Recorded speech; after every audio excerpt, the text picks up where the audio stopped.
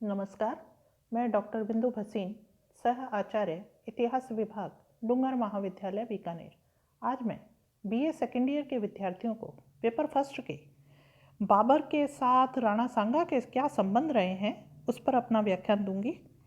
तो सबसे पहले हमें ये जानने की आवश्यकता है कि पानीपत के मैदान फतेह करने के बाद उसी दिन कहते हैं बाबर ने हुमायूं को आगरा पर अधिकार करने के लिए भेजा था। हुमायूं ने दुर्ग को अभी घेरा ही था, यानी कि घेरा चल ही रहा था कि उसे शहर पर अधिकार जमाने और खजाने को प्राप्त करने में सफलता प्राप्त हो गई थी। हुमायूं ने दुर्ग के सैनिकों को दुर्ग समर्पित करने पर बाध्य कर दिया था और दुर्ग को जीतकर उसने बाबर के नाम का खुतबा भी पढ़ा था। कहते पानीपत की विजय के बाद भी बाबर की कठिनाइयों का अंत नहीं हुआ था।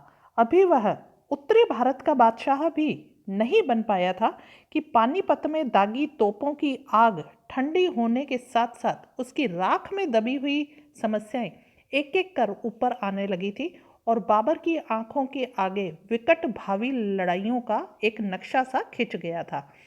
तो अब पानीपत के प्रथम युद्ध के बाद की क्या स्थिति रही है, इस पर हम चर्चा कर लें। तो पानीपत के प्रथम युद्ध के बाद कहते हैं बाबर दिल्ली और आगरा का सरताज तो बन गया था, लेकिन समूचे हिंदुस्तान की बादशाहत अभी बहुत दूर थी, क्योंकि अफगानों से भी अधिक प्रबल शत्रु राजपूतों के नेतृत्व में सांगा उसके लिए एक गंभीर चुनौती बना हुआ था। पानीपत के प्रथम युद्ध में इब्राहिम लोदी का भाई महमूद लोदी भागकर सांगा की शरण में चला गया था और सांगा ने उसे दिल्ली सल्तनत का सुल्तान भी स्वीकार कर लिया था। राजपूतों और अफगानों का यह गठबंधन बाबर के भारत में अस्तित्व के लिए एक बड़ी चुनौती बन गया था।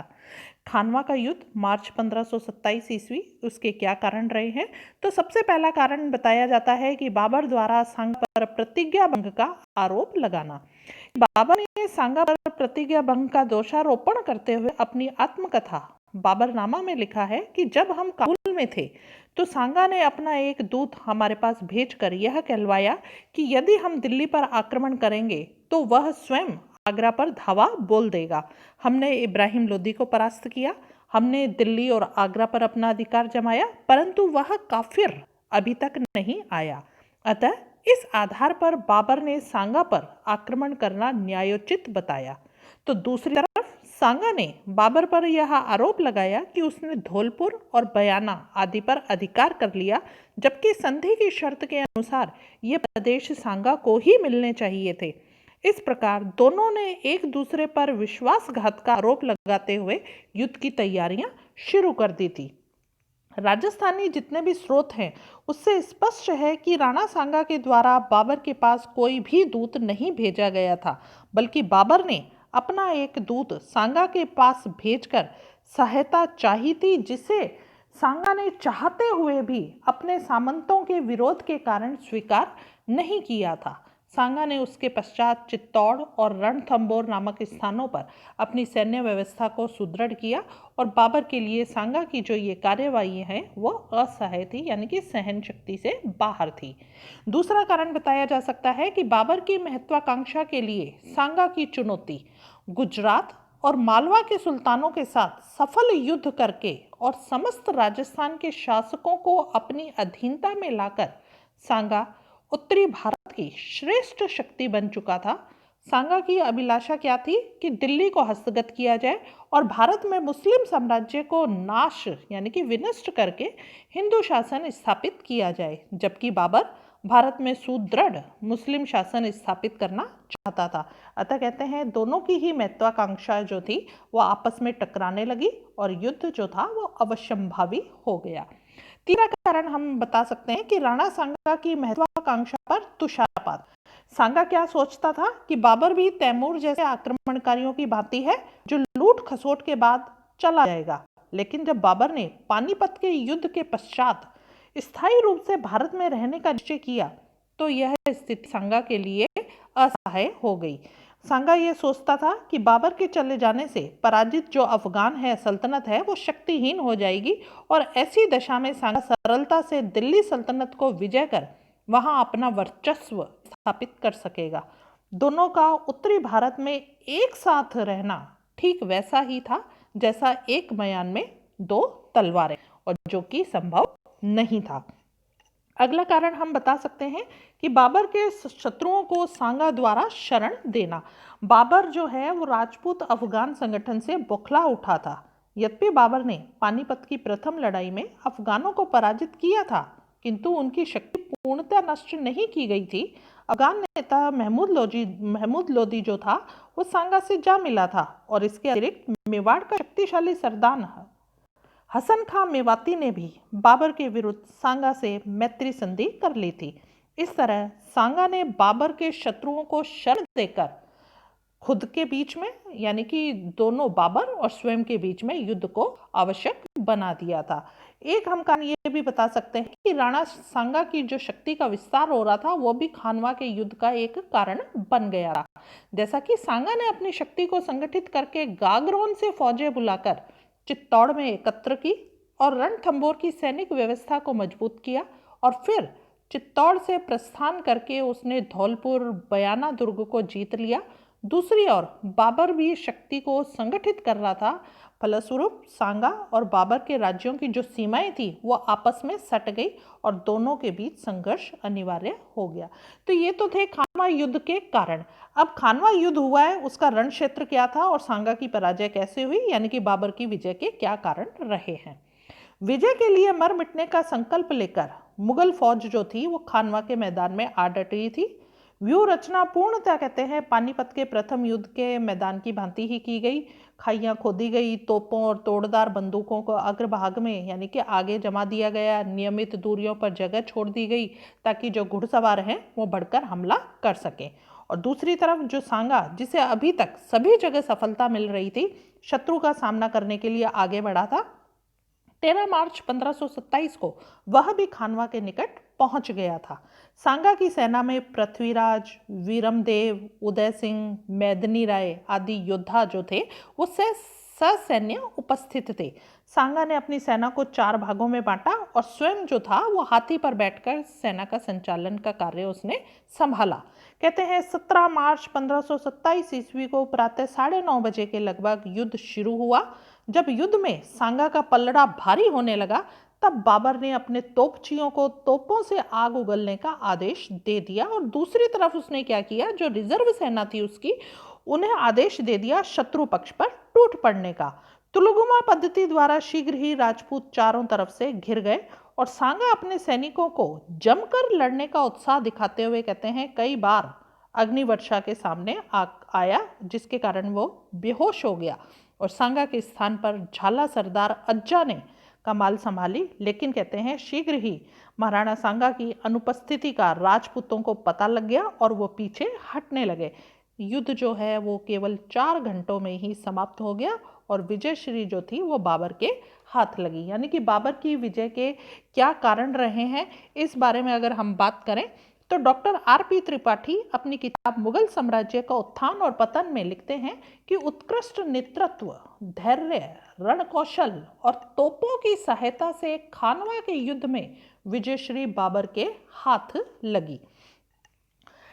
हम इसका विजय का एक कारण बता सकते हैं तुलुगुमा पद्धति और सुरक्षित सेना को बाबर के द्वारा प्रधानता देना। मुगल जो थे वो रिजर्व और तुलुगुमा पद्धति को प्रधानता देते थे। रिजर्व सेना युद्ध क्षेत्र में उस समय भेजी जाती थी जब शत्रु सेना लड़ते लड़ते थक चुकी हो और शत्रु सेना पर अचानक धावा बोलकर उनके थोड़े से मनोबल जो बचा होता था उसको वो ध्वस्त कर देती थी। और तुलुगुमा पद्धति क्या थी कि वो शत्रु सेना को दाएं बाएं और पीछे की तरफ से घेर लेते थे। चारों तरफ से घिरे होने के कारण जो शत्रु सेना है वो न तो पूर्णतः लड़ सकती थी न ही भाग सकती थी। इसलिए जो राजपूत नेता युद्ध में कहते हैं पिल पड़ना तो जानते थे, लेकिन उसे निरीक्षण, निर्देशन और संचालन का ध्यान नहीं रहता था। बाबर का उत्कृष्ट नेतृत्व भी बाबर की विजय का एक कारण बना। बाबर कहते हैं साहसी, युद्ध प्रिय, दृढ़ संकल्पी, कुशल सेना नायक था। उसने मंगोलों, ईरानियों, उज्बेकों, तुर्कों, अफगानों से निरंतर युद्ध किया और युद्ध करते रहने के कारण उनसे उसने सैन्य संचालन और नवीन युद्ध प्रणालियों का उसे अच्छा अनुभव ले लिया था। बाबर की सेना में विभिन्न जाति के, जैसे तुर्क हैं, मुगल हैं, अफगान हैं, सैनिक थे, जिनमें बाबर ने बड़ा ही अच्छा सामंजस्य बैठाया था। और कहते हैं यही सामंजस्य बाबर के कुशल नेतृत्व का परिचायक है। बाबर का धैर्य, कहते हैं बाबर के धैर्य का इस बात से पता चलता है कि जब एक ज्योतिषी मोहम्मद शरीफ ने मुगल सैनिकों की पराजय की भविष्यवाणी की थी, तो जो मुगल सैनिक हैं वो हतोत्साहित हो गए थे। तब बाबर ने मदिरा न पीने की शपथ खाकर मुगल सैनिकों में उत्साह और लगन का पुनः जोश भरा था। और बाबर ने जीवन मरण की घटना को साधारण सा बताते हुए अपने सैनिकों के समक्ष एक जोशीला भाषण दिया था। उसमें क्या कहा था उसने? सरदारों और सैनिकों, जो भी इस संसार में आता है उसका विनाश होता है, इसलिए अकीर्ति के साथ जीवित रहने से सम्मान के साथ मरना अच्छा है। इसलिए हम सभी कुरान की कसम खाएं कि हम में से कोई भी इस युद्ध से विमुख होने का विचार नहीं करेगा और युद्ध और रक्तपात से कोई भी डरकर नहीं भागेगा। उसकी यह जोशीले भाषण से मुगल सैनिकों में बहुत अधिक उत्साह भर गया था।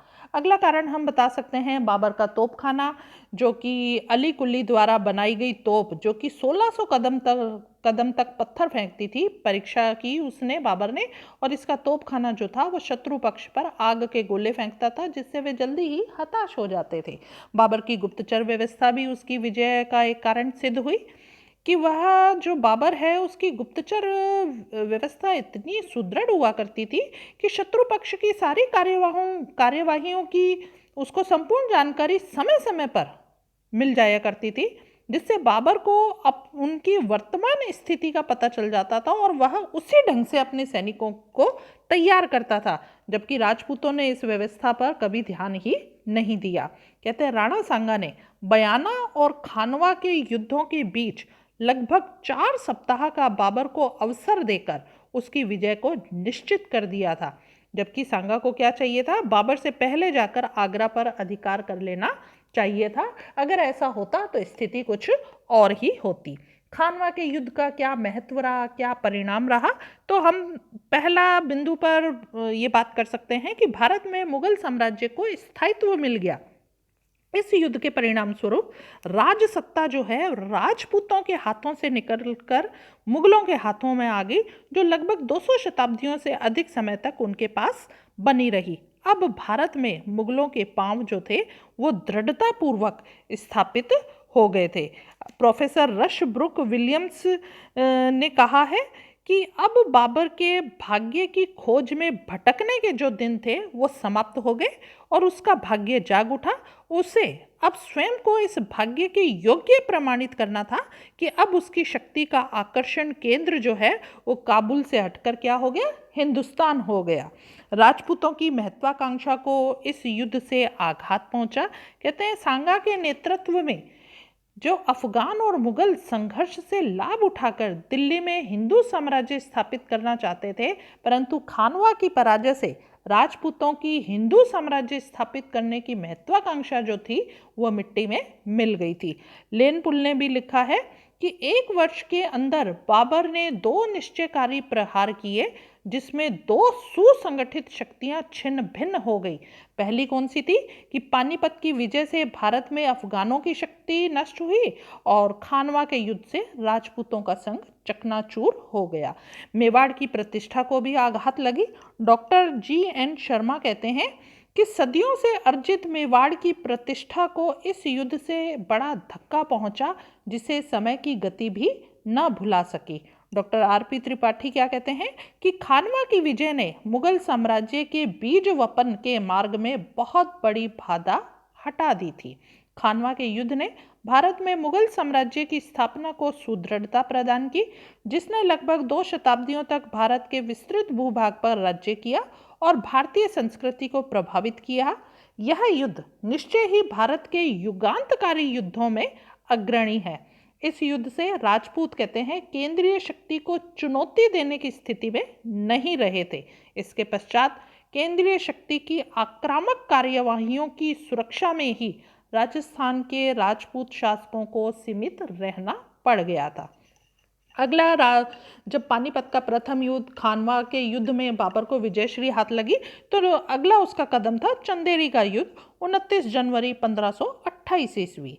बाबर ने चंदेरी के शासक मेदिनी राय को अपनी प्रभुता स्वीकार करने के लिए कहा, लेकिन मेदिनी राय ने क्या किया, इस प्रस्ताव को अस्वीकृत कर दिया। परिणाम क्या निकला कि बाबर के सैनिकों ने किले को घेरा। यद्यपि कहते हैं राजपूतों ने शत्रु पक्ष का वीरतापूर्वक सामना किया, लेकिन बाबर की अधिक सेना और तोपों के कारण मेदिनी राय जो है दीर्घकाल तक मुकाबला नहीं कर सका और युद्ध में वीर गति को प्राप्त हुआ। कहते हैं राजपूत स्त्रियों ने जौहर किया और 29 जनवरी 1528 ईस्वी को बाबर ने चंदेरी के दुर्ग पर अधिकार कर लिया। बाबर ने कहते हैं मृतक राजपूतों के सिरों का एक मीनार बनवाया और चंदेरी का दुर्ग अहमद शाह को दे दिया था उसने। अगला उसका युद्ध है घाघरा का युद्ध 6 मई 1529 ईस्वी। कहते हैं भागे हुए विद्रोहियों ने बंगाल के शासक नुसरत शाह के यहाँ शरण ली। कहते हैं बाबर ने नुसरत शाह से संधि वार्ता प्रारंभ की, परंतु उसका जब कोई संतोषजनक परिणाम नहीं निकला तो बाबर ने अंतिम चेतावनी पत्र में नुसरत शाह को कहा कि जो भी परिणाम होगा उसका उत्तरदायित्व तुम पर ही रहेगा। और 6 मई 1529 को दोनों पक्षों में घाघरा के तट पर घनघोर युद्ध हुआ। इब्राहिम लोदी के भाई महमूद लोदी को परास्त होकर कहते हैं बंगाल भागना पड़ गया। अब बाबर ने बंगाल पर आक्रमण किया और एक संधि द्वारा वहां के शासक नुसरत शाह से मैत्रीपूर्ण संबंध स्थापित किए। कहते हैं बाबर की मृत्यु 26 दिसंबर 1530 ईस्वी को ही। कहते हैं बाबर जो है भारत में केवल 4 वर्ष तक ही शासन कर सका था। 1530 ईस्वी में कहते हैं उसका पुत्र जो हुमायूं है बहुत ज़्यादा बीमार हो गया था और उसके बचने की जब कोई आशा नहीं रही थी तो बाबर के सरदारों ने हुमायूं की प्राण रक्षा हेतु बाबर को कहा कि आपके पास जो बहुमूल्य वस्तु है उसका आप दान कर दो। तो बाबर ने उनकी सलाह मानी और कहा कि प्राण जो है वो सबसे मूल्यवान है और हुमायूं की चारपाई के चारों तरफ उसने 3 चक्कर लगाकर ईश्वर से प्रार्थना की कि हुमायूं की बीमारी उसे लग जाए। कहा जाता है कि इसके पश्चात बाबर तो बीमार सा हो गया और हुमायूं स्वस्थ होने लगा।